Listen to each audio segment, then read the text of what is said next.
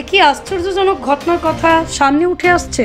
নোংরা স্তূপে এতদিন আমরা দেখতে পেয়েছি বাড়ির আবর্জনা ব্যাগে বস্তায় করে নিয়ে এসে ফেলে রাখতে, কিন্তু শান্তিপুরের রাস্তার পাশে নোংরা স্তূপে বস্তা ভর্তি কি পড়ে আছে যা দেখে চক্ষু চড়ক গাছ হবার মতো অবস্থা। বাংলায় ভুয়ো ভোটার নিয়ে রাজনৈতিক তরজার মধ্যে বস্তা ভর্তি ভুয়ো ভোটার কার্ড উদ্ধারকে ঘিরে নতুন করে চাঞ্চল্য ছড়ালো শান্তিপুর জুড়ে। রাস্তার পাশ থেকে উদ্ধার হয় বস্তা ভর্তি ভোটার কার্ড। ঘটনাটি ঘটেছে নদিয়ার শান্তিপুর থানার অন্তর্গত কৃষ্ণকালীতলা এলাকায়। জানা যায়, শান্তিপুর থানার অন্তর্গত 24 নম্বর ওয়ার্ডের কৃষ্ণকালীতলার বিসর্জন ঘাট সংলগ্ন রাস্তার পাশে নোংরা স্তূপের মধ্যে একটি বস্তা পড়ে থাকতে দেখে এলাকাবাসী।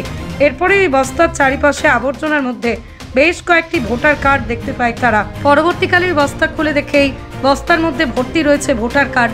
খবর পেয়ে ঘটনাস্থলে পৌঁছয় শান্তিপুর থানার পুলিশ। পরবর্তীকালে পুলিশ গিয়ে পড়ে থাকা বস্তায় থাকা ভোটার কার্ডগুলিকে উদ্ধার করে থানায় নিয়ে আসে।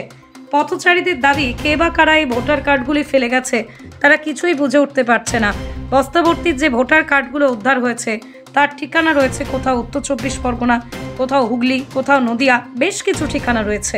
অন্যদিকে ভোটার কার্ড উদ্ধার হওয়ার পর নতুন করে শুরু হয়েছে রাজনৈতিক তরজা। ভোটার কার্ড উদ্ধারকে কেন্দ্র করে চাঞ্চল্য ছড়িয়েছে পুরো শান্তিপুর জুড়ে। 2-3 দিন ধরে ভোটার কার্ডগুলো পড়ে আছে, কে ফেলে দিয়ে চলে গেছে তা আমরা দেখছি এই তো পড়ে আছে। আমরা পথের পাশে ফেলা মানে 2 নম্বরই জালে আলিয়াতে মনে করছি।